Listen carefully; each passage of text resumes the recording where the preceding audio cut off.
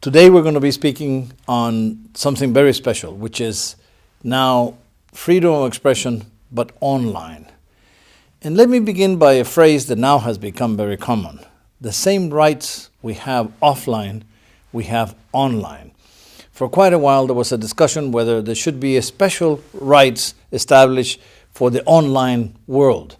A special type of freedom of expression, something related to accessibility, something related to openness and open resources and the low cost. But we all came to the conclusion, I think, around the world, that what we have of freedom of expression is very good, and we didn't need to have new legislation. We can expand because the new technologies will have new challenges, so there can be more legislation and we can add more subtitles to the rights. But we should not leave what we have on freedom of expression. This is why we said at the beginning of this course that when the Universal Declaration was drafted and the ICCPR, the International Covenant on Civil and Political Rights, was drafted, the authors were very clear to say that you exercise freedom of expression by sharing your ideas in oral form, written form, or through any means that you would choose.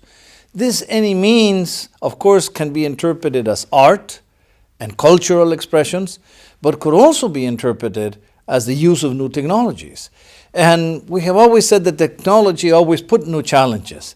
Since Gutenberg invented the printing press and or the Jikshi printing press in metal in Korea, and many of these discoveries that launched a new world of printing, then the word got further away to more and more audiences, and more people could read. And then knowledge was shared in a bigger way. And then came the radio waves discovered, and then came television, and progressively we went advancing in technology, and now we have digital forms of communication. We have internet and other, in the future, digital forms. So this changes the nature of communication? No. Communication is still the effort to seek and receive information, to build our mind, and to impart and disseminate our information and ideas, whether it is individually or collectively or as peoples, as we said. Now, the new technologies do pose certain challenges, especially for judges. And this is very interesting because, of course, the further away you can speak and the faster you can communicate, the bigger effect you have and the bigger impact it has. So certainly you can feel the impact on commercial side, but you can feel the impact on the political side, the use of communications and digital communications for campaigns. Or you can have the social networks, how people began to organize networks in which they share their information. So there's a lot more sharing, but the more you share, the much more information you put in danger of not protecting the privacy. So this has made us rethink many things. Number one, let me begin by one basic affirmation that I personally strongly believe, and in UNESCO we defend, is that technologies are always a positive step of humanity. We cannot hide from internet today. And on the contrary, we need internet. It is a necessary element for transmitting information. That access to information that we say is necessary for development can only be achieved now through internet because of the volume of information that we need today. Now, whether that is done in the infrastructure of fiber optic cable, of copper cable, or satellite, or now through mobile phones, it doesn't matter, but you still need that volume of information being transmitted to big sectors of the population. Now, where is the caution that we present? Technologies are good, are part of the development of humanities, but have pitfalls. And part of the pitfall, of course, is also that these technologies can be used for ill purposes, can also be used for harm. Beginning with children, you have the problem of cyberbullying at a younger age, or you have the problem of the loss of privacy of young girls and boys, or the abuse of children. So we have had to reconsider some of this, and some of them are old definitions that we have. There is a definition for prohibited speech in Article 20 of the ICCPR. It says very clearly states should prohibit what is essentially the speech or messages that incite to discrimination, hostility, or violence on the basis of race, nationality, or religion. Now, this is a very important definition because we have to see what are those messages that incite, what is exactly incitement, discrimination, hostility, and violence. The most difficult one is hostility. I always say that hostility is the act of emotional violence, psychological violence, is the interpretation of aggression in an emotional, non-physical way. But still, all of them imply that you're doing a harm. You're provoking discrimination, or you're provoking fear or panic or somehow reaction of the people, or you're provoking direct violence, physical violence, and sometimes the loss of life. This is clear to understand. It has to provoke some harm, and some immediate harm, and some real harm to the individuals in order to fall under this category. This is still a big debate, and different countries have different levels of how much can they allow in this. Normally, this is referred to as hate speech, and what is allowed as hate speech are messages with racism allowed in some parts or in others not. The superiority of any race over the others, or the discrimination of certain sectors. And here it talks about three elements, three categories of discrimination that were very present after the Second World War when the Universal Declaration was drafted. It says on the basis of race, nationality, and religion. We like to add that it should also include gender, disability, and social origin, because we're not allowed to mistreat anyone for having a disability, or we're not allowed to mistreat women on the basis of sexual harassment, or to displace individuals because they look as if they are poor or from poorer origin than the rest of society. This is crucial, and this is very important. This is why Goal 16 of the Sustainable Development Goals talks about inclusive societies, no discrimination. None of it should be allowed in any form, but especially in communication and internet.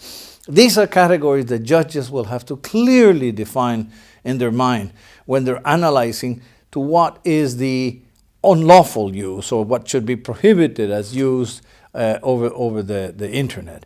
Of course, there are some elements of communication that are in itself a crime, and therefore it's easy to categorize. For instance, the incitement to direct violence. Anyone who's calling for atrocities committed, for genocide to be committed, or anyone who's calling for terrorism and terrorist acts, or child pornography, which is a crime of violence in itself to those children that are used for filming these messages, but again, an incitement of violence against children around the world. Those are clearly illegal content that can easily be defined by judges. And here we have an added element. They should be defined by the judiciary, and they should be challenged by the public in terms of preventive policies, the family, the school system, education. But there's also a corporate responsibility element by the big platforms. What is the role of the big platforms in being able to bring down some of these messages? We don't want to create a private censorship. We don't want the big platforms to define for us what is the right content. But we do want them to react to guidelines that the state systematically presents. For instance, in the protection of children. On television, on radio, you have a certain schedule where you can present that adult programs will be after 10 o'clock at night. That is a recognized time and a recognized phenomenon. But on internet, you don't have a timetable because internet works 24 hours a day around the world, around the clock and around the globe. So there's no way one can condition the time schedule or the limits of time or space. So there have to be other considerations like social responsibility, following certain standards that protect freedom of expression, that do not allow for unlawful limitations, which is very important. This is why we hesitate about over-regulating or having excessive regulation of content on the internet, because inevitably when you have excessive regulation, they become a censorship mechanism in an authoritarian state. But on the other hand, you cannot have an absence of principles and priorities on a voluntary basis by corporate sectors, because then you can also have elements of damage and harm that can even affect the political system of a state. And here we fall into what more recently has been called fake news or the post-truth. I personally think that fake news is a bad name, it's a wrong name. The news is always news. It could be of good quality or bad quality, but it's not pretending to be fake. One must make a difference between what is disinformation and information. So news pretends to inform society, and disinformation pretends to confuse and to disorient society. So fake news is a contradiction in terms that only people that are trying to confuse more keep on using it, I think. So it's a bad term. And the same thing happens with the post-truth. I understand the Oxford Dictionary correctly put it, because it is happening in our time. People thinking of that. The truth is not that relevant. Truth will always be relevant and will always be the goal of historians on one hand, journalists on the other, or scientists of any form. So seeking the truth, I think, is a collective form of search. No one possesses the truth. No one is owner of the truth. We build the truth together in an honest process of research and analysis that eventually will have to be correcting the way along as we go, but that will ultimately try to be as objective as possible. So this is the reality of journalism, and this is the challenges that we all have and the judges have. This is why the media literacy program in this case becomes so particularly important, because instead of opposing the new technologies, what we have to do is prepare the younger generations from children onwards to have critical minds. We used to say in UNESCO, critical minds for critical times. This is the time when the children and adolescents and youth have to understand how to differentiate the content, how to use the communication well, and how to reject when they're trying to be manipulated by people over the internet. But this is something you have to learn with a lot of discipline and systematically. So it involves parents, and it involves especially the schooling system and the teachers. This is a big effort the states have to develop to be able to prevent this misuse of internet. But it's a real element. We have mentioned this in the prevention of terrorism or the prevention of violent extremism. There has been, we believe, a focus only on religion and religious extremism. And there's not only religious, I mean, that happens, yes, of many religions around the world. We have seen cases in different parts of the world of different religions practicing violence against others and discriminating and pushing them out of their territories and their regions. But for instance, in my own Latin America, we have other forms of violence with young people, which is organized crime, being recruited by drug lords and being used as foot soldiers to dispute territory to distribute drugs. That's another form of incitement to violence and another form of terrorism, because they also use car bombs and the same methods. So this incitement to violence and to extremism is something we have to eradicate. And of course, the strategic path to do it is with education. Everyone says it. But that's the long-term process that we have to begin practicing now, and states have to invest in it now. But the short-term process is with communication. We have to allow ourselves to build the sort of the social networks and the means of communication of young people where they can begin sharing their culture, their values.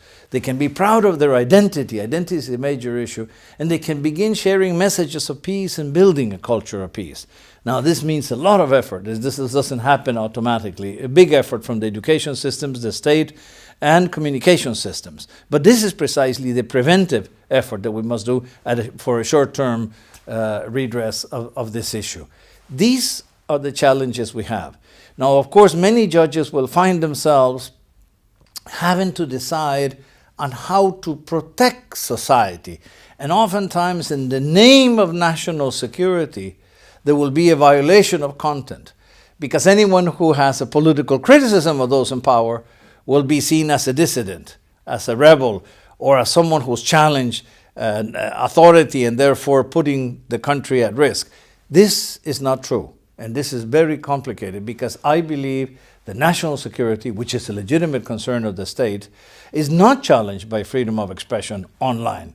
On the contrary, national security needs a strong participation of citizens, needs a strong institutionality, needs a tradition of democracy, but also needs to respect fundamental and basic rights, because that is the basis of a democracy.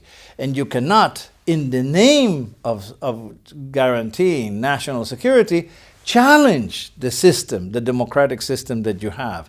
Because if you're challenging it, you yourself are weakening the system. So again, this is one of the caution, is never allow national security or combating crime, which are legitimate goals, but do not allow those goals to be used and manipulated as a mechanism of censorship, because that can easily follow. In some other countries, tragically, religion becomes a mechanism of censorship. We have the crime of affecting religious symbols. This is very serious, because in many countries, people cannot address either religion or religious, or talk about a different religion than the one that the majority of the people practice. Now, this is part of one of the freedoms. Freedom of religion goes hand in hand with freedom of thought and with freedom of expression, and cannot be limited and censored in any way. So these are important elements where in the legislation we must not allow those elements of censorship to stop and refrain the possibility of people expressing themselves and enjoying their freedom of thought and freedom of expression. This is the big challenge for the judges of today, of how to analyze the cases that will become to them in the future.